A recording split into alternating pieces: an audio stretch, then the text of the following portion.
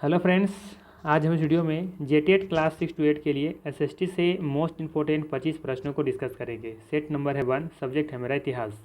इससे पहले 2016 previous year paper का डिटेल में करा दिया है, उसका लिंक डिस्क्रिप्शन में दिया हुआ है। साथ ही साथ मॉडल प्रैक्टिस सेट 1 का भी लिंक डिस्क्रिप्शन में दिया हुआ है, या फिर प्लेलिस्ट में जाकर आप चेकआउट कर सकते हैं। मेरी गारंटी है इतिहास में जितना पढ़ा दे रहे हैं उससे बाहर क्वेश्चंस नहीं आएंगे। अगर मेरा वीडियो पार्ट बाय पार्ट समझ कर देखते हैं तो आपको निश्चित ही सफलता मिलेगी। तो चलिए फिर शुरू करते हैं आज का पहला सवाल से। ये तो सेट 1 का था, ठीक है। सेट नंबर 2 चलते हैं।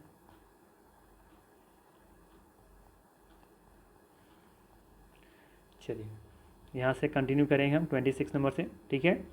25 तक हमने करा रखा था। चलिए आज का पहला सवाल, आयुर्वेद अर्थात जीवन का विज्ञान, ठीक है। आयुर्वेद का क्या अर्थ होता है? जीवन का विज्ञान का उल्लेख सर्वप्रथम मिलता है, कहाँ मिलता है? आरण्यक में, यजुर्वेद में, सामवेद में या फिर अथर्ववेद में। सही आंसर हो जाएगा यहाँ पे ऑप्शन नंबर डी। ध्यान रखिएगा, अथर्ववेद इसका सही आंसर है। आयुर्वेद अर्थात जीवन का विज्ञान का उल्लेख सर्वप्रथम कहाँ मिलता है? अथर्ववेद में देखने को मिलता है। और अथर्ववेद ही देखेंगे कि यहाँ पे जादू टोना से संबंधित चीज़ें देखने को मिलती हैं इसी अथर्ववेद में, ठीक है। बात करें वेदों की संख्या, तो वेदों की संख्या कुल 4 है, ठीक है। यहाँ जिसमें से एक है यजुर्वेद, सामवेद, अथर्ववेद और सबसे पुराना जो है आपका ऋग्वेद, ठीक है। ऋग्वेद में देखेंगे ईश्वर की महिमा उसमें की गई है, तो ध्यान रखिएगा। और औषधियों से संबंधित अगर यदि पूछा जाए तो भी इसका आंसर अथर्ववेद होगा। औषधियों से संबंधित हो, जादू टोना से बात किया जाए या फिर जीवन का विज्ञान, ये सभी अथर्ववेद से संबंधित है, ठीक। वहीं सामवेद में देखेंगे तो सामवेद में आपको संगीत देखने को मिलेगा, ठीक है। संगीत से संबंधित सामवेद है, ठीक। चलिए आगे देखते हैं अगला सवाल। अगला सवाल है 800 से 600 ईसा पूर्व का काल किस युग से जुड़ा हुआ है? 800 से 600 ईसा पूर्व का जो जो काल है वो किस युग से जुड़ा हुआ है? ब्राह्मण युग, सूत्र युग, रामायण युग, यहाँ पे युग होगा, ठीक है। रामायण युग या फिर महाभारत युग। तो यहाँ पे याद रखना है आपको, ब्राह्मण युग से ये संबंधित है। ऑप्शन नंबर ए यहाँ पे बिल्कुल सही हो जाएगा, ठीक है। ए ऑप्शन, ब्राह्मण युग याद रखना है आपको। अगला सवाल है, पुराणों की संख्या है, पुराणों की संख्या पूछ रहा है कितनी है? 16 है, 18 है, 19 है या फिर 21 है? तो याद रखना है यहाँ पे पुराणों की कुल संख्या 18 है, ठीक है।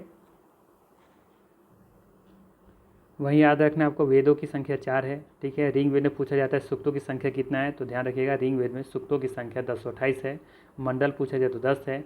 और मंत्रों की संख्या पूछा जाए कि ऋग्वेद में कितने मंत्र हैं, तो याद रखिएगा 10,000 समथिंग मंत्र है वहाँ पे, ठीक है। चलिए आगे देखते हैं अगला सवाल। अगला सवाल है, सत्यमेव जयते शब्द की उपनिषद से लिए गए हैं। सत्यमेव जयते शब्द की उपनिषद से लिए गए हैं, किस उपनिषद से लिए गए? सवाल ये होगा, ठीक है। सत्यमेव जयते मंडूकोपनिषद से, कठोपनिषद से या फिर छंदोग्योपनिषद से, या इनमें से कोई नहीं। तो ध्यान रखिएगा इसका सही आंसर हो जाएगा मुंडक उपनिषद, ठीक है। क्या हो जाएगा यहाँ पे? मुंडक उपनिषद, ठीक है। अगला सवाल है, गौतम बुद्ध का जन्म कब हुआ था? गौतम बुद्ध का जन्म कब हुआ था? 563 ईसा पूर्व में, 558 ईसा पूर्व में, 561 ईसा पूर्व में या फिर 544 ईसा पूर्व में? सही आंसर हो जाएगा 563 ईसा पूर्व में, ठीक है। गौतम बुद्ध का जन्म कब हुआ था? 563 ईसा पूर्व में हुआ था। बाकी यहाँ पे और भी सवाल पूछे जाते हैं, जैसे कि इनका जन्म कहाँ हुआ था, वो पता होना चाहिए, ठीक है। इसी तरीके से पूछा इनका ज्ञान की प्राप्ति कहाँ हुआ था, इनकी ज्ञान की प्राप्ति कहाँ हुई थी, ठीक है। तो ये भी पता होना चाहिए। साथ ही प्रथम प्रवचन कहाँ दिए थे, इस बात पूछा जा सकता है। इनका निधन कहाँ हुआ था, यानी कि निधन हो गया ना, निर्धन हो गया, ये निधन, ठीक है। निधन का मतलब होता है महापरिनिर्वाण, अगर दिया हो तो भी सही होगा, निधन लिखा हो या फिर महापरिनिर्वाण लिखा हो, ठीक है। तो ध्यान रखना आपको, जन्म कहाँ हुआ था? तो जन्म हुआ था इनका लुम्बिनी में। कहाँ हुआ था? लुम्बिनी में हुआ था, ये आपको याद रखना है यहाँ पे। ठीक है। ज्ञान की प्राप्ति कहाँ पे हुई थी? तो बोधगया में हुआ था, बोधगया में। जबकि प्रथम प्रवचन कहाँ दिए थे? तो प्रथम प्रवचन दिए थे सारनाथ में, ठीक है ना। और निधन कहाँ हुआ था? तो इनका निधन हुआ था कुशीनगर में, याद रहेगा, ठीक है। और इनका अर्थ पूछा जाता है कभी कभी, तो आगे चलकर जहाँ क्वेश्चंस मिलेंगे वहाँ पे हम लोग देख लेंगे, ठीक है। फिलहाल आपको याद रखना कि जन्म हुआ था लुम्बिनी में, ज्ञान की प्राप्ति हुई थी बोधगया में, प्रथम प्रवचन दिए थे सारनाथ में, और इनका जो महापरिनिर्वाण हुआ था वो हुआ था कुशीनगर में, ठीक है। और जन्म कब हुआ था? तो जन्म हुआ था इनका 563 ईसा पूर्व में, ठीक है। चलिए अगला सवाल देखते हैं। अगला सवाल है, निम्नलिखित में से कौन एक अशोक का अभिलेख इस परंपरा की पुष्टि करता है कि गौतम बुद्ध का जन्म लुम्बिनी में हुआ था? बताना है आपको कौन सा एक अशोक का अभिलेख इस परंपरा की पुष्टि करता है कि गौतम बुद्ध का जो जन्म हुआ था वो लुम्बिनी में हुआ था। बसाड़ स्तंभ अभिलेख, निगाली सागर स्तंभ अभिलेख, या फिर रामपुरवा स्तंभ अभिलेख, या फिर रुमिनी देई स्तंभ अभिलेख। तो याद रखना आपको यहाँ पे सही आंसर हो जाएगा आपका डी ऑप्शन, रुमिन देई स्तंभ अभिलेख, ठीक है। तो ध्यान रखिएगा इसका डी ऑप्शन बिल्कुल यहाँ पे सही हो जाएगा, ठीक। अगला सवाल है, महात्मा बुद्ध का महापरिनिर्वाण किसके गणतंत्र में हुआ था? महात्मा बुद्ध का महापरिनिर्वाण किसके गणतंत्र में हुआ था? मल्लों के, लिच्छियों के, या फिर शाक्यों के, या फिर पालों के? सही आंसर हो जाएगा आपका मल्लों के, ठीक है। ये ऑप्शन यहाँ पे सही है, ध्यान रखना है। और इनका महापरिनिर्वाण किस स्थान पे हुआ था? तो कुशीनगर में हुआ था। और ये कुशीनगर कहाँ है? तो देखेंगे कि उत्तर प्रदेश में एक स्थान का नाम, एक जिला का नाम है ये, ठीक है, कुशीनगर, ठीक है। तो ध्यान रखिएगा। अगला सवाल है, महात्मा बुद्ध ने अपना पहला धर्म चक्र परिवर्तन किस स्थान पर दिया था? ठीक है, धर्म चक्र परिवर्तन किस स्थान पर दिया था, अर्थात पहला प्रवचन कहाँ दिया था? लुम्बिनी में, सारनाथ में, पाटलिपुत्रा में, या फिर वैशाली में, ठीक है। लुम्बिनी में तो इनका जन्म होता है ना। तो सही आंसर हो जाएगा यहाँ पे बी ऑप्शन, सारनाथ, ठीक है। चलिए आगे देखते हैं। सवाल है यहाँ पे, कश्मीर में कनिष्क के शासनकाल में जो बौद्ध संगति आयोजित हुई थी उसकी अध्यक्षता निम्नलिखित में से किसने की थी? सवाल है कि कश्मीर में कनिष्क के शासनकाल में जो बौद्ध संगति आयोजित हुई थी उसकी अध्यक्षता निम्नलिखित में से किसने की थी? पार्थ ने की थी, नागार्जुन ने की थी, शूद्रक ने की थी, या फिर वसुमित्र ने? किसने की थी ये आपको बताना है यहाँ पे। सही आंसर होगा यहाँ पे वसुमित्र, ठीक है। वसुमित्र इसका सही आंसर है। ध्यान रखिएगा, अभी कुल 4 बौद्ध संगतियाँ हुई थी। कितने? 4। कौन कौन हुए थे इसको थोड़ा सा देख लेते हैं हम लोग जल्दी से। पहला प्रथम बौद्ध संगति,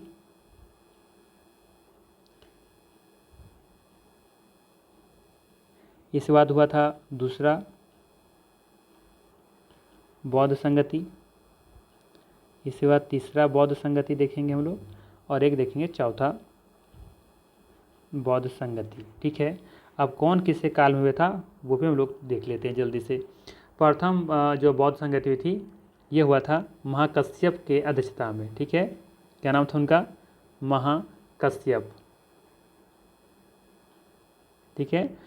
दूसरा जब बौद्ध संगति हुआ था उस समय जो अध्यक्ष थे वो थे सबकामी, ठीक है, याद रखना है। और तीसरा जब हुआ था उसमें उनका नाम था, थोड़ा सा अटपटा सा नाम है, मोग्गा ली पुत्सिम, ठीक है। थोड़ा सा प्रोनाउंसिएशन आगे पीछे हो सकता है, देख लीजिएगा, ठीक है। जितना लंबा चौड़ा नाम समझिएगा वो तीसरा वाला ही होगा अध्यक्ष, ठीक है। और जो चौथा हुआ था उनका था वसुमित्र, ठीक है। तो ये 4 थे। अब यहाँ पे भी पूछा जाता है आपसे, कभी कभी सवाल पूछा जा सकता है या पूछा जाता रहा है कि जो प्रथम बौद्ध संगति हुई थी किसके शासनकाल में हुई थी, ठीक है। तो यहाँ पे जगह नीचे ऊपर यहाँ पे नहीं है, तो यहाँ पे हम लिख देते हैं पहला बौद्ध संगति किसके शासनकाल में हुई थी? तो अजातशत्रु, ठीक है। क्या याद रखना है? अजातशत्रु, ठीक है। इसके बाद दूसरा जब बौद्ध संगति हुआ था उस समय उसका किसके शासनकाल में हुआ था? तो कालाशोक, ठीक है। और तीसरा बौद्ध संगति हुआ था अशोक के कार्य शासनकाल में। और चौथा जब बौद्ध संगति हुआ था उस समय उनका किसका शासनकाल था, उस समय कुषाण वंश का था, ठीक है, कनिष्क। तो यही पूछा जा रहा था सवाल आपसे कि कश्मीर, ये कहाँ हुआ था, कश्मीर हुआ था, ठीक है। ये जो चौथा बौद्ध संगति हुई थी वो कश्मीर हुआ था, ठीक है। तो ये कनिष्क के शासनकाल में जो बौद्ध संगति आयोजित हुई थी उसकी अध्यक्षता निम्नलिखित में से किसने की थी, तो ये वसुमित्र किए थे, ठीक है। ध्यान रखिएगा ये कहाँ हुआ था आपका, ये हुआ था आपका जम्मू कश्मीर में, ठीक है। तीसरा कहाँ हुआ था, तो ये हुआ था पाटलिपुत्र में। कहाँ हुआ था, ये हुआ था पाटलिपुत्रा में। जबकि दूसरा कहाँ हुआ था, ये हुआ था वैशाली में, ठीक है। और पहला हुआ था आपका राजगीरा में, ठीक है। पहला राजगीरा, राजगीरा मतलब घर, घर पहले कोई भी काम घर से करते हैं, ठीक है। फिर बड़ा काम विशाल हो जाएगा और उसके बाद फिर पाटलिपुत्रा, ठीक है। तीन जो तीसरा पुत्रा, ठीक है, तो इसे याद रखिएगा, पुत्रा तीसरा, ठीक है। और चौथा फिर हुआ था लास्ट में जो हुआ था वो जम्मू कश्मीर में हुआ था, ठीक है। किसके शासनकाल में, तो ये कनिष्क के शासनकाल में हुआ था। तो इतनी बात आपको यहाँ पे याद रखना है, यहाँ से एक सवाल एक ना एक पूछा जा सकता है, ठीक है। कोई दिक्कत नहीं होना चाहिए यहाँ पे। तो इसका सही आंसर हो जाएगा डी ऑप्शन। इस बार शासनकाल का समय पूछ लेता है तो नेक्स्ट कभी कोई सा क्वेश्चन आएगा तो वहाँ पे हम लोग देख लेंगे, ठीक है। वैसे ध्यान रखिएगा, थोड़ा सा यहाँ पे इंडिकेट कर देते हैं। ये था आपका 483 ईसा पूर्व में हुआ था, ईसा पूर्व, ठीक है। जबकि ये हुआ था 383 ईसा पूर्व, और जबकि ये था 250 ईसा पूर्व, और ये हुआ था आपका 72 ईसा पूर्व, सॉरी 72 ईस्वी में हुआ था ये, ठीक है, ईसा पूर्व में नहीं, ठीक है। तो ये आपको यहाँ तक ध्यान रखना है। चलिए आगे देखते हैं अगला सवाल क्या है। अब यहाँ पर दिया हुआ है बुद्ध के जीवन की 4 माफ़ कीजिएगा बुद्ध के जीवन की 4 महत्वपूर्ण घटनाओं और उनसे संबंध 4 स्थानों का नीचे उल्लेख है। या दोनों, या 2 स्तंभों 1 और 2 में अंकित है, आपको इनका सुमेल करना है। चलिए सुमेल कर लेते हैं।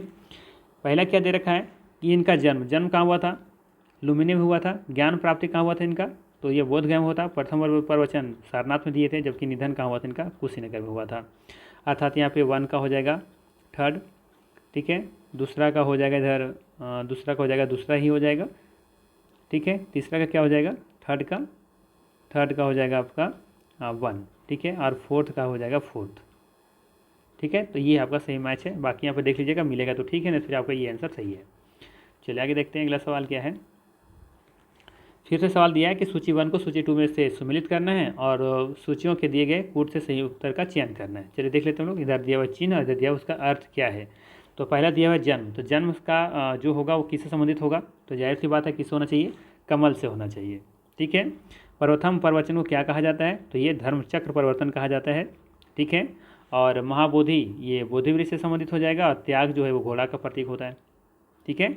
तो यहाँ पे देख लेते हैं हम लोग, ए का वो क्या हो जाएगा, बी का क्या होगा, सी का क्या होगा और डी का क्या होगा। तो ए का दिख रहा है हमें हम लोग का 4, बी का दिख रहा है आपका, बी का 2 दिख रहा है, और सी का दिख रहा है 1, और डी का दिख रहा है 3, ठीक है। ये सही मैच है। बाकी आप लोग यहाँ मैच कर लीजिएगा, ठीक है तो ठीक है, ना फिर ये आपका सही होगा, ठीक।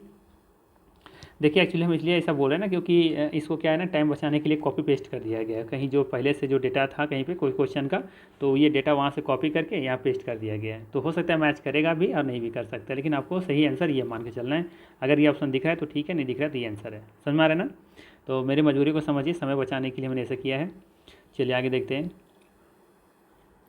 अब अगला सवाल है यहाँ पे, अष्टांग मार्ग की संकल्पना अंग है किसका है, दीपवंश की विषय वस्तु का, या फिर दिव्यावदान की विषय वस्तु का, या फिर महापरिनिम्बन की विषय वस्तु का, या फिर धर्म चक्र परिवर्तन सूत्र के विषय वस्तु का। तो यहाँ पहले हम लोग ये जानते हैं कि अष्टांग मार्ग क्या है। तो ध्यान रखिएगा कि दुख से मुक्ति के 8 उपायों को बुद्ध ने अष्टांगिक मार्ग कहा है। ये कौन कौन है, तो ध्यान रखिएगा, एक बार से सुन लीजिए।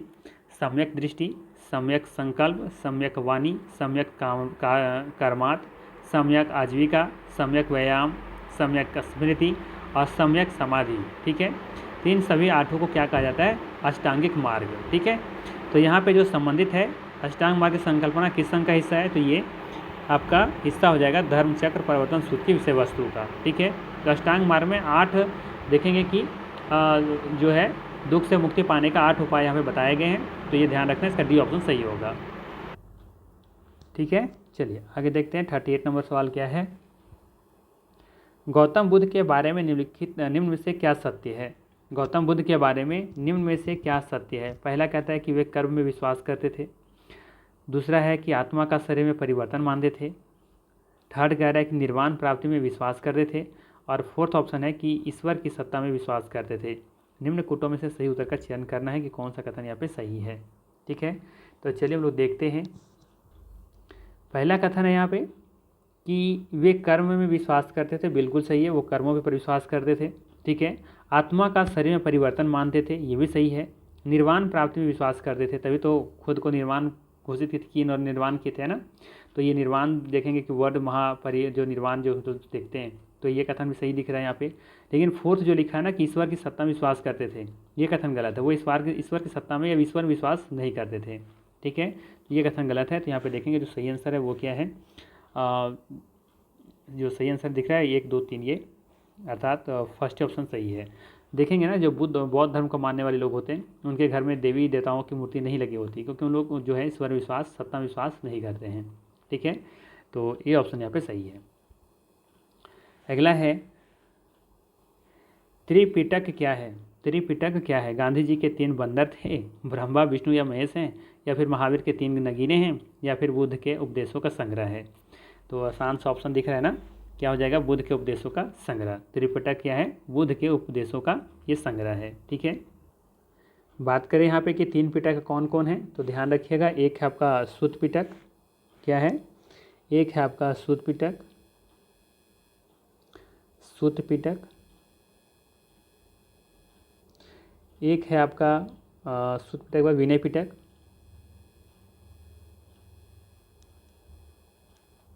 और एक है आपका सुत्त पिटक हो गया, विनय पिटक हो गया, और एक है आपका अधिधम पिटक। क्या है, अधिधम पिटक, अधिधम पिटक याद रखना है। ठीक है, तो ये 3 पिटक को आपको ध्यान में रखना है। इसमें से देखेंगे कि आपका जो सुत्त पिटक है, विनय पिटक है। ठीक है, तो इसके बाद देखेंगे जो बौद्ध संगतियाँ हुई थी ना, तो बुद्ध की मृत्यु के बाद बुद्ध की शिक्षाओं को सुत्त पिटक और शिष्यों के जो संबंधित जो नियम थे वो विनय पिटक के रूप में संकलित करने के लिए देखेंगे कि विभिन्न बौद्ध संगतियों का आयोजन किया गया था। ठीक है, कौन कौन, सुत्त पिटक और विनय पिटक, ध्यान रखिएगा। अगला सवाल है, थोड़ा सा लंबा दिख रहा है। सवाल है, प्राचीन भारत के बौद्ध मठों में पौरन नामक समारोह आयोजित किया जाता था, जो संबंधित था, किससे संबंधित था ये आपको बताना है। प्राचीन भारत के बौद्ध मठों में पौरन नामक समारोह आयोजित किया जाता था। ठीक है, ये क्या है आपको बताना है यहाँ पे, तो ध्यान रखिएगा। सीधा इसका हम आंसर बता रहे हैं।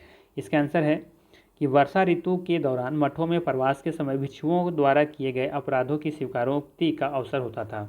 ठीक है, वर्षा ऋतु के दौरान मठों में प्रवास के समय भिक्षुओं के द्वारा किए गए अपराधों की स्वीकारोक्ति का अवसर होता था। मतलब जो भी भिक्षु होते थे उनसे जो भी अपराध होता था तो वहाँ पे स्वीकार किया जाता था उस मठ में। ठीक है, तो ये पौरा नामक समारोह जो होता था उसमें ऐसी चीज़ें होती थी। ठीक है, तो बी ऑप्शन यहाँ पे बिल्कुल सही है। राइट, चलिए आगे देखते हैं। अगला है, विश्व का सबसे ऊंचा कहा जाने वाला विश्व शांति स्तूप बिहार में कहाँ है। विश्व का सबसे ऊंचा कहा जाने वाला विश्व शांति स्तूप बिहार में कहाँ है। वैशाली, नालंदा, राजगीर या फिर पटना। सही आंसर हो जाएगा आपका राजगीर। ठीक है, कहाँ पे है ये, राजगीर में है। इसका आंसर सी ऑप्शन सही है। बात करें हम लोग राजगीर किस जिला में है, तो ये नालंदा जिला में है। ठीक है, और ये जो है ना राजगीर की, ये एक देखेंगे वहाँ पे एक रत्नागिरी पहाड़ी है। ठीक है, जो 400 मीटर लगभग ऊंचा है। उसी के ऊपर देखेंगे सफ़ेद स्तूप टाइप का 120 फीट ऊंचा बना हुआ है। कितना, 120 फीट ऊंचा है ये इसकी हाइट। ठीक है, तो ये ध्यान रखिएगा। जिला पूछे तो नालंदा बताइएगा।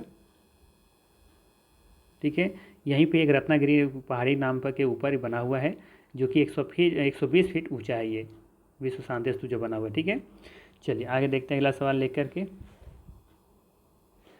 वह स्तूप स्थल जिसका संबंध भगवान बुद्ध के जीवन के किसी घटना से नहीं रहा है वह कौन है, बताना है।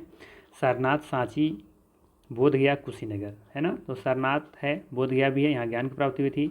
जबकि कुशीनगर में इनका महापरिनिर्वाण प्राप्त हुआ था। ठीक है, सारनाथ में पहला उपदेश देते हैं, तो इसका सही आंसर क्या हो जाएगा, बी ऑप्शन सांची। अगला सवाल है, निम्नलिखित में से किसे एशिया के ज्योतिपुंज कहा जाता है। ठीक है, यह जाना जाता है लाइट ऑफ एशिया के रूप में किसे जाना जाता है, इंग्लिश में लिखा रहेगा लाइट ऑफ एशिया। किसके किसे किसे जाना जाता है, तो पहला ऑप्शन है गौतम बुद्ध को, महात्मा गांधी, महावीर स्वामी को या फिर स्वामी विवेकानंद को। तो आसान सा सवाल ये भी है, किसे कहा जाता है, गौतम बुद्ध को कहा जाता है। ठीक है, ये ऑप्शन यहाँ पे सही है। एशिया के ज्योतिपुंज किसे कहा जाता है, गौतम बुद्ध को, या लाइट ऑफ एशिया किसे कहा जाता है, गौतम बुद्ध को। ठीक, चलिए आगे देखते हैं। देश में निम्न में से किसने मूर्ति पूजा की नींव रखी थी। देश में निम्न में से किसने मूर्ति पूजा की नींव रखी थी, जैन धर्म, बौद्ध धर्म, आजीविकाओं ने या फिर वैदिक धर्म ने। तो आसान सा सवाल ये भी है, ध्यान रखना है, बौद्ध धर्मों ने। ठीक है, सही आंसर है यहाँ पे बी ऑप्शन, बौद्ध धर्म। ठीक है, यहाँ पे ध्यान क्या रखना है, कि ध्यान ये रखना है कि भारत में पहली मूर्ति पूजा बुद्ध के लिए उनके शिष्यों के द्वारा की गई थी। बुद्ध के मृत्यु के बाद उनके शिष्य उनका सम्मान करना चाहते थे, तो उनकी शिक्षाओं को जीवित रखना चाहते थे। तो उन्होंने क्या किया कि बुद्ध और उनकी शिक्षाओं को प्रतिनिधित्व करने के लिए उनकी मूर्तियाँ और चित्र बनाए। इन मूर्तियों का पवित्र माना गया और उन्हें पूजा की वस्तु बना दी गई। ठीक है, तो ध्यान रखना, बौद्ध धर्म होगा इसका सही आंसर। अगला सवाल है, मीनाक्षी मंदिर कहाँ स्थित है, दक्कन में, मदुरई में, लोथल में या फिर रामेश्वरम में। सही आंसर हो जाएगा आपका बी ऑप्शन, मदुरई। ठीक है, क्या याद रखना है, मदुरई। ठीक है, और इसका निर्माण किस शासकों ने, कौन सी या फिर कह सकते हैं किस शासक ने करवाया था, तो याद रखिएगा पांड्य शासकों ने इसकी कह सकते हैं कि बनवाया था इसको। अगला सवाल है, निम्नलिखित वक्तव्यों पर विचार कर उत्तर चुने। ठीक है, और करें और नीचे दिए गए कुटों से सही उत्तर चुने। ठीक है, पहला दे रखा है कुशीनगर मल्ल गणराज्य की राजधानी थी। कथन आर कह रहा है कि महात्मा बुद्ध का महापरिनिर्वाण कुशीनगर में हुआ था। तो यहाँ पहला कथन सही है कि कुशीनगर मल्ल गणराज्य की राजधानी थी। ठीक है, ये सही है। और कथन जो आर दिया है, रीजन दिया है कि महात्मा बुद्ध का महापरिनिर्वाण कुशीनगर में हुआ था, तो ये भी सही है। लेकिन जो यहाँ पे कह सकते हैं व्याख्या ए जो है वो आर का नहीं कर रहा है, तो यहाँ पे जो सही आंसर है वो बी ऑप्शन दिख रहा है कि ये आर तो सही है, लेकिन यहाँ पे आर सही का व्याख्या नहीं कर रहा है। ठीक है, सिंपल सा है कि ऐसा थोड़ी कि वहाँ पे महापरिनिर्वाण कुशीनगर में होता है इसीलिए वहाँ पर राजधानी बनाई गई थी, ऐसा तो कुछ होगा नहीं। ठीक है, तो कुशीनगर मल्ल गणराज्य की राजधानी थी, ये भी सही है। और महात्मा बुद्ध का महापरिनिर्वाण कुशीनगर में हुआ था, ये भी कथन सही है। ठीक है, तो बी ऑप्शन सही होगा यहाँ पे। अगला सवाल है, अशोक का सिंह स्तंभ शीर्ष कहाँ है। अशोक का सिंह स्तंभ शीर्ष कहाँ है, लोथल में है, सारनाथ में है, राजगीर में है या फिर नालंदा में है। ये भी आसान सा सवाल है, कहाँ इसका आंसर होगा बताइए ज़रा। सही उत्तर हो जाएगा यहाँ पे सारनाथ। ठीक है, ध्यान रखिएगा, अशोक का सिंह स्तंभ शीर्ष कहाँ है, तो ये है सारनाथ में है। अगला सवाल है,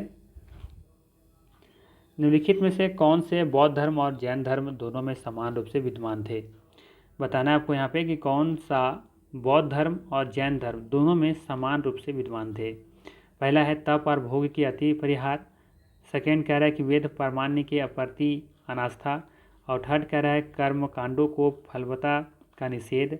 और फोर्थ नंबर है प्राणियों की हिंसा का निषेध, अहिंसा। नीचे दिए कूट का प्रयोग कर सही उत्तर चुनना है कि दोनों में कौन सा समान रूप से विद्यमान थे, दोनों चीज़ों में, दोनों धर्मों में।